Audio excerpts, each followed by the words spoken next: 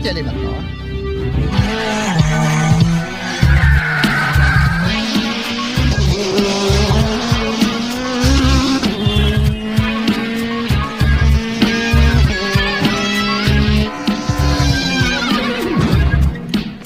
Un taxi blanc à grande vitesse.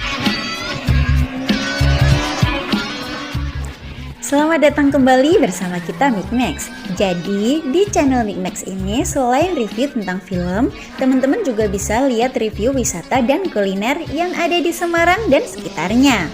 Sebelum kita masuk ke film, silahkan subscribe dulu bagi yang belum subscribe dan jangan lupa klik tombol loncengnya agar kalian tidak ketinggalan dengan video-video selanjutnya. 14 minutes 30. Merci. Lanjut. Film kali ini menceritakan tentang seorang sopir taksi yang membantu agen kepolisian untuk menangkap kawanan perampok bank. Dengan kecerdasan tingkat dewanya, dia mampu melacak kawanan perampok bank hanya dari jejak ban mobilnya saja. Dan dia adalah Daniel. Lalu, seperti apa cerita lengkapnya? Mari kita masuk ke alur cerita film Taksi 1.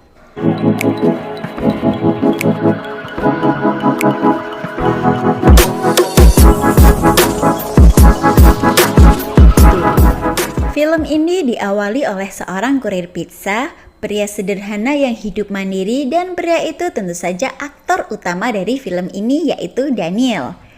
Di saat itu pula dia pamit kepada semua rekan kerjanya karena dia akan mengundurkan diri setelah bertahun-tahun menunggu surat mengemudi yang ditahan.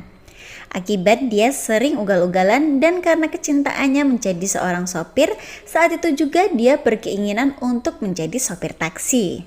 Il se réveille le 247, professionnel du conducteur. C'est tout? Vous voulez qu'on vous chante la Marseillaise? Non, pas forcément, mais un petit sourire, ça m'aurait fait plaisir. Setiap hari, Daniel hanya ditemani pacarnya. Dia bernama Lily. Mereka hidup bersama dalam susah dan senang walaupun tanpa ikatan pernikahan alias kumpul kebo. Keesokan harinya, dengan pekerjaan barunya, Daniel pergi bekerja menjadi seorang sopir taksi. Setelah sekian lamanya dia menunggu penumpang yang tak kunjung ada, akhirnya dia mendapatkan seorang penumpang pertamanya. Tapi penumpang ini agak aneh karena dia meminta diantar ke apartemennya yang berjarak hanya beberapa meter saja.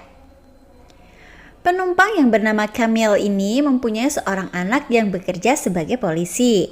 Namun identitasnya disembunyikan dengan pura-pura bekerja di perusahaan komputer karena anaknya sangat menyukai dunia IT.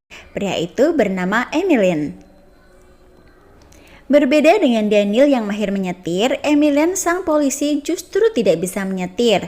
Dia pun juga tidak pernah lulus kursus menyetir. Putain, mais c'est pas vrai! Je serais curieux de savoir dans quelle branche ils prennent les bérets. Un peu détroit. Fallait le dire plus tôt, monsieur. Allez vous envoyer un fax. Di tempat lain, di kantor polisi, Emilian yang diketahui menyukai atasannya yang bernama Petra, saat itu seketika dia dikejutkan dengan briefing dadakan yang mengusut tentang perampok bank, dengan ciri-ciri memakai mobil Mercy. Briefing itu dipimpin oleh seorang komisaris polisi yang bernama Jono. Dengan ciri khas yang melekat kepadanya adalah dia selalu optimis meski dia juga selalu gagal. Dan kekonyolan polisi itu pun dimulai. Avant que la souris n'ait quitté son trou, je répète, Merci, bien. pas de venin avant la sortie. Di dalam suasana yang menegangkan, tiba-tiba seorang menteri menghubunginya dan dia mengatakan agar dia tidak menyerang warga Jerman karena bisa memicu peperangan antar kedua negara. Tapi komisaris Jono yang sok jago itu mengabaikannya. Ternyata kawanan gangster yang memakai mobil merah itu berhasil kabur.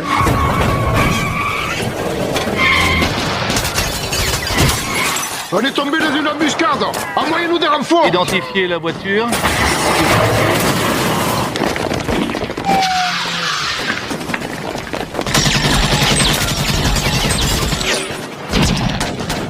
Dan dari tadi baku tembak itu terjadi antara polisi dan menteri yang tadi menelponnya serta para pasukan pengamannya. Emang kayaknya bener-bener apes nih ya Komisaris Jono. Dan dari kejadian itu Emilian sangat down, tapi dia makin stres lagi karena kenapa dia tidak pernah lulus ujian menyetir. Saat itu juga ibu Emilian memesan taksi untuk anaknya yang akan berangkat bekerja. Dan kebetulan Daniel lah yang datang. Saat di jalan, Daniel selalu mengejek polisi yang sebenarnya dia tidak tahu kalau Emilian ini seorang polisi. Oh no.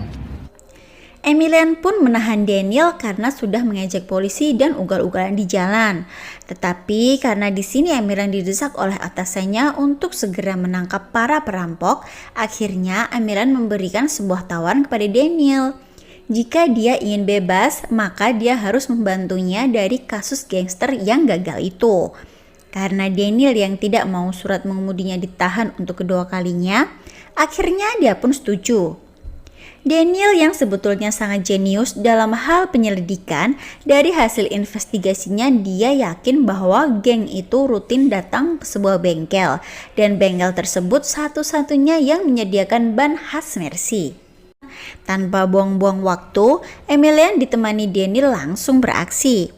Tapi dalam aksinya karena Emil yang setiap aksinya selalu sok tahu, maka berakhir dengan kegagalan lagi. Je vais leur faire le coup du coréen. Le quoi? Le coup du... Et les pneus neufs, ils vont les mettre où à ton avis? Dan dari sana pun Emilian menganggap Daniel seorang teman dan begitulah awal mula persahabatan mereka. Di saat Emilian akan menginterogasi seorang pegawai bengkel tersebut, dia kembali mengajak Daniel. Walaupun Daniel sudah memperingatkan resiko serta bahayanya, Emilian tetap akan melakukannya. Dan benar saja, saat interogasi berlangsung, tiba-tiba terjadi baku tembak dengan pegawai bengkel. Untungnya Daniel menyelamatkannya.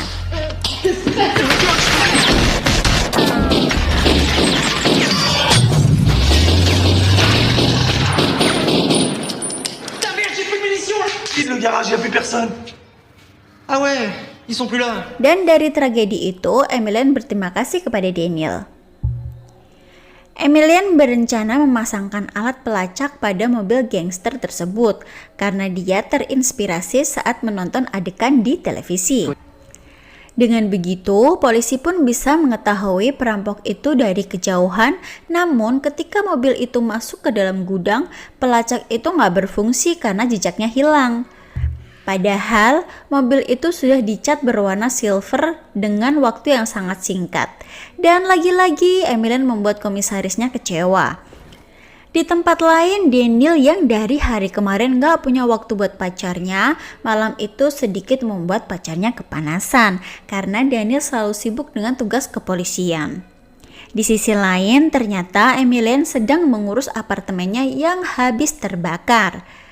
Dan dengan sangat terpaksa, Emilian dan ibunya meminta izin menumpang di rumah Daniel untuk sementara waktu. Pagi harinya, Daniel menganalisa kalau mobil Mercy itu ada 2 unit dan dicat agar bisa mengelabuhi para polisi. Kemudian menyuruh orang untuk mengambilnya di lain waktu. Ternyata analisanya tepat dan di saat itu juga Daniel berencana bikin masalah dengan komplotan itu dengan cara menantangnya balapan. Alors les petits PD, ça va? On se prend pour Schumacher? Mereka pun kalah dan dendam dengan Daniel. Kemudian Daniel berencana untuk menjebak mereka.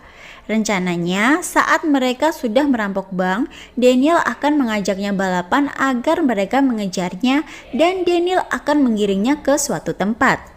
Untuk itu Daniel minta bantuan Emil agar Emil menuruti permintaannya. Emilian berhasil mencuri kunci darurat rambu-rambu. Tepat saat Daniel menduplikat kunci itu, datanglah Petra dan menyangka kalau mereka itu homo. Daniel merasa kasihan melihat Emil yang lemah saat di depan wanita dan mulai menurunkan ilmunya agar Emil bisa mendapatkan wanita. T'as plutôt l'air d'un singe. Redresse-toi! J'encaisse.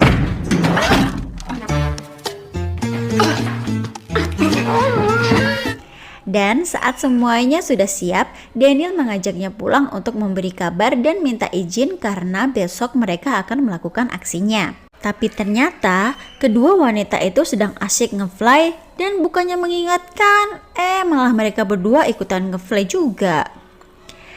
Keesokan harinya, Jono melakukan briefing karena komplotan perampok akan melakukan aksinya di sebuah bank.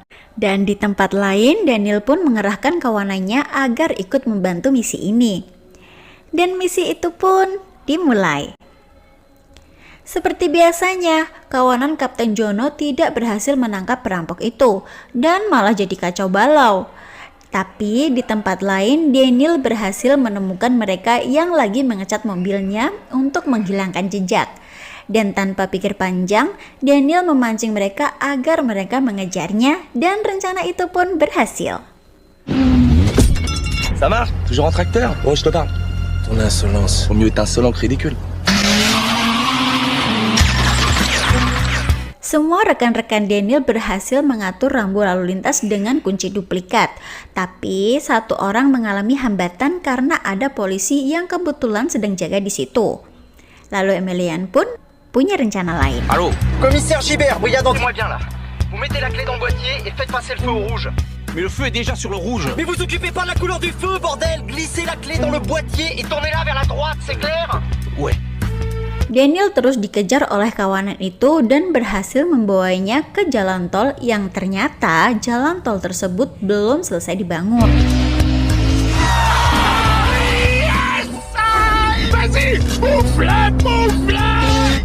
Vas-y, Akhirnya, kelompok itu terjebak dan gak bisa lolos. Mereka pun berhasil ditangkap. Keesokan harinya, Daniel dan Emilian diundang di acara pemberian penghargaan. Di saat itu pula, Lily yang sudah sangat berhasrat pengen melakukan aksi berkembang biaknya, akhirnya mereka pun melakukannya secara darurat di tengah-tengah keramaian. Dari sana, Presiden menawarkan kesempatan kepada Daniel yang sejak dulu pengen jadi pembalap. Daniel didukung penuh untuk menjadi pembalap F1. Ya, walaupun yang menjadi pendukung saat itu hanya Kapten Jono dan tanpa sponsor, namun dia tetap antusias untuk melakukannya. Dan akhirnya film pun berakhir. Nah, itu tadi alur cerita film Taksi 1 yang pada intinya jika kalian punya hobi yang kalian suka, lakukan dengan sungguh-sungguh dan selalu yakinlah hobi kalian itu menjadi sesuatu yang membanggakan. Seperti Om Daniel ini di film tadi ya. Oke, jika kalian suka dengan video ini, jangan lupa like dan share ke teman-teman kalian. Dan sampai jumpa di alur cerita film Taksi yang kedua.